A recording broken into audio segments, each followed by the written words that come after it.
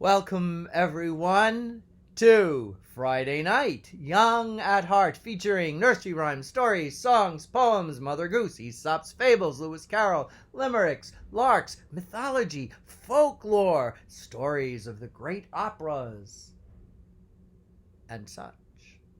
To keep us all young at heart, I'm Father James DeLucio, continuing with our saga of the Ring der Nibelungen, the opera by Richard Wagner. We first did Das Rheingold, then we did Die Valkyrie, and now we're doing Siegfried, the third of the four operas. So, I don't think I have to give you a review of the past, but I'll give you such a short one, like maybe in a minute. Let's go. At the bottom of the Rhine River, there's this magnificent gold, mystical, magical gold, guarded by Rhine maidens. It's not to be held by any human being, but Albrecht, the dwarf, goblin, human combo, repulsive, he forswears love, and he gets it. He wants it to have all the power in the world by forging from this magical gold a ring of power that gives him power over everybody, and a Tarnhelm, which is kind of a hat and a vest kind of ensemble, but mostly just really a hat, which has all these powers to turn whoever wears it invisible, can take them to change any shape or take on any form they wish. So everybody wants this, including all the gods and goddesses up in Valhalla, the realm of the god, particularly Wotan, the king of the gods, and even his wife Fricka, who's not so keen on it, but she thinks it'll help to keep her philandering husband Wotan, because he has many illegitimate children, part now god, part human, part everything else, to keep him home. All right, but they made a mistake, because they said they were going to pay these giants who built this beautiful castle in Valhalla for them with Freda, who is the goddess of eternal youth. But to pay the giants with Freda, they will lose their eternal life. So they can't do that. So Wotan's friend Loga, the god of fire, says, hey, these Nibelungen, this Albrecht, he's got all this gold, and he's digging more gold, and he's got all the power in the world because he's got this ring and this Tarnhelm.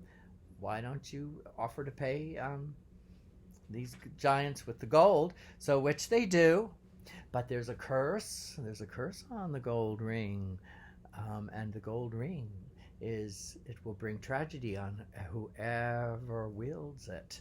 So they give the gold and the ring and the Tarnhelm to the two, but the brothers fight over it, and one kills his brother, and only Fafnir is left. Now Fafnir, as we learned in the last one, has so greedy and so fearful that someone's going to take these things from him, he turns himself with the Tarnhelm into a dragon, and he brings all the gold into a cave, which is what dragons do, and he hoards the gold there, and he guards it.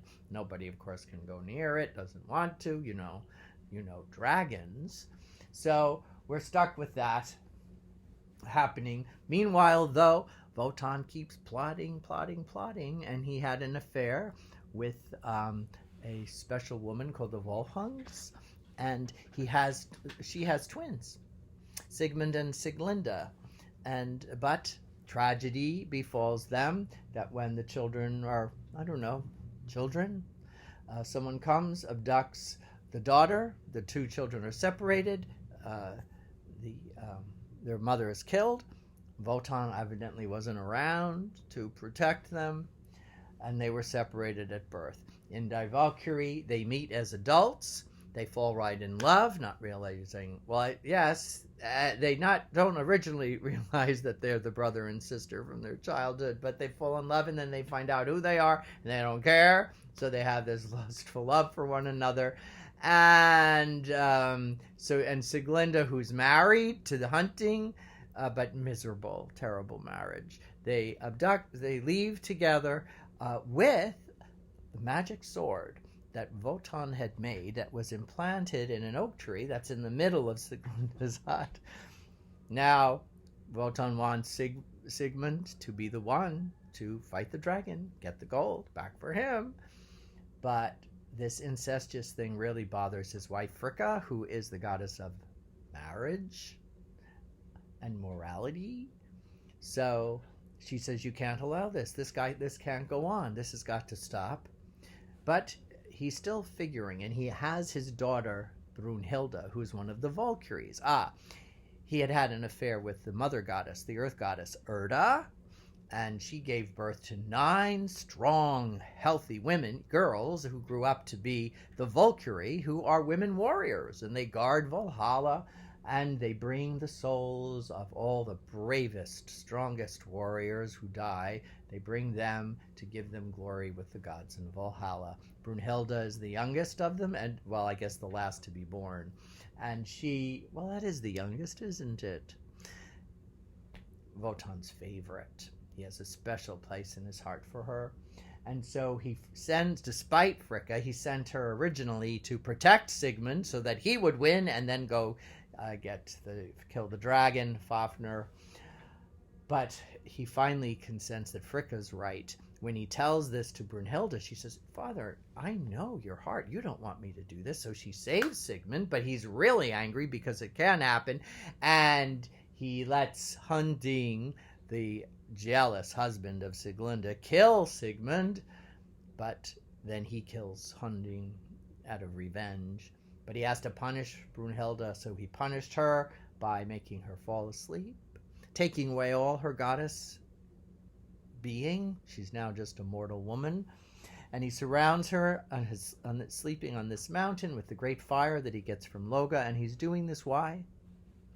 Because she begged him that as she sleeps vulnerable, that just any old man could come and awaken her, and she'd be stuck with some coward, some weakling. Please, no, no, no. So the fire surrounds her. Only the strongest, only the bravest could go and awaken her with a kiss.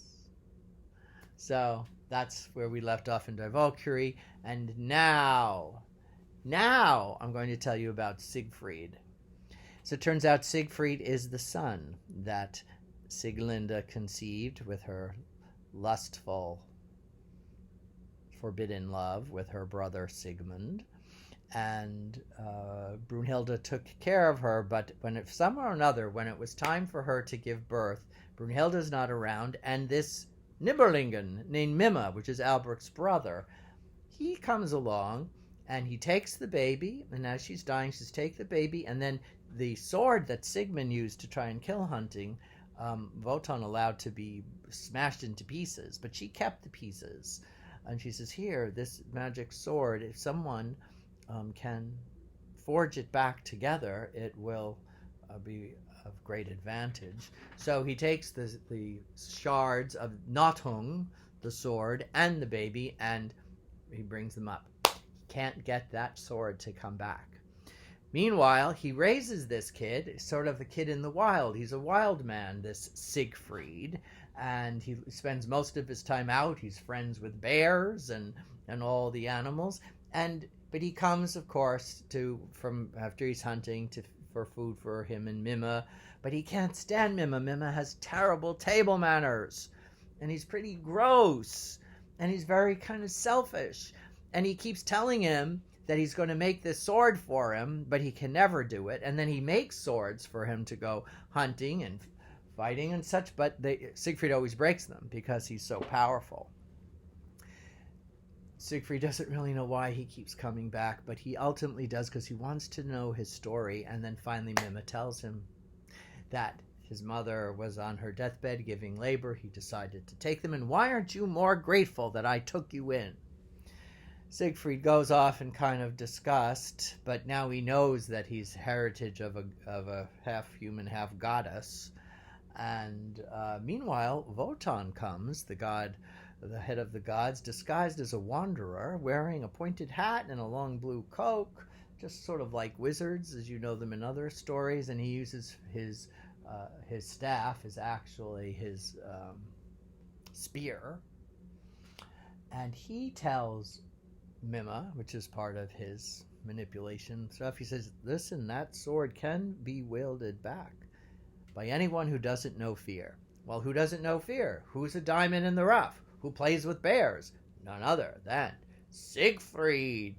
So, as it turns out, Siegfried does forge the sword. And but Mima craftily says, now that you have the sword, you have to know fear. And Siegfried says, well, I want to learn everything. What's fear? He says, well, there's this dragon in this cave, and you have to get in battle with him, and that'll teach you fear. So Siegfried says, well, why not? So off he goes, and lo and behold, who's also hovering outside that cave?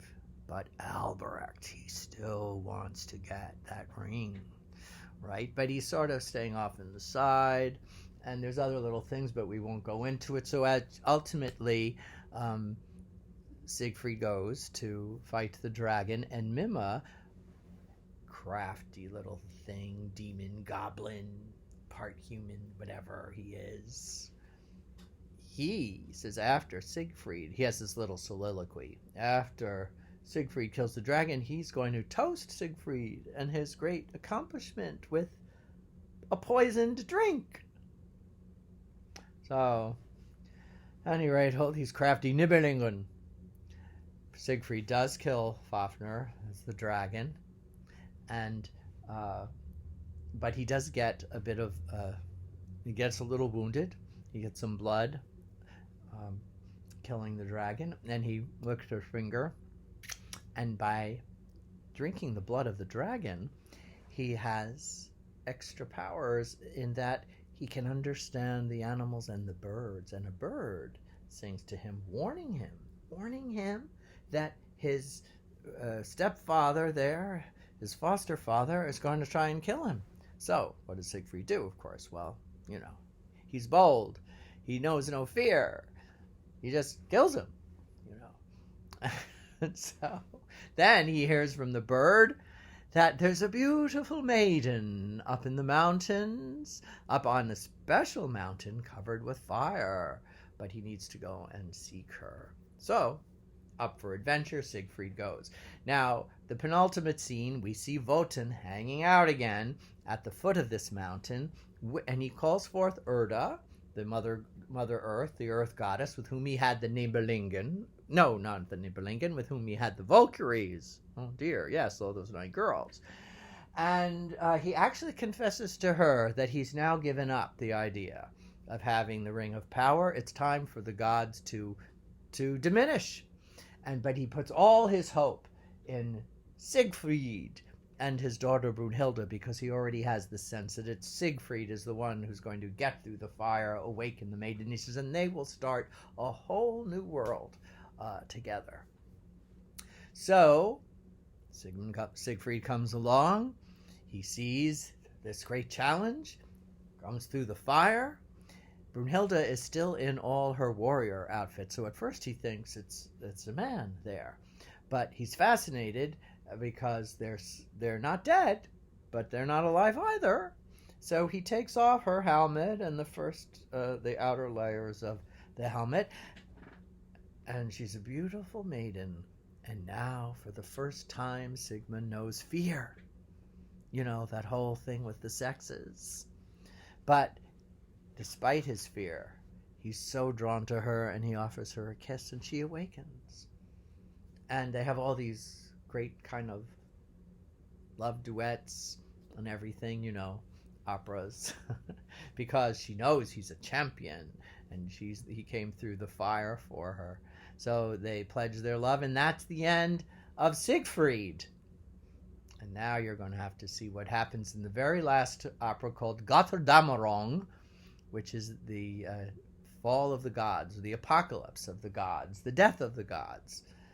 And wherefore the death of the gods? Well, we'll look at that again next time. Thanks for indulging me. This was a little longer. I always think I'm going to do the summaries very short, but they end up being very long. But I hope you enjoyed it. I had fun, as I always do, sharing Young at Heart with you. Have a good weekend, everybody. God bless. Good night.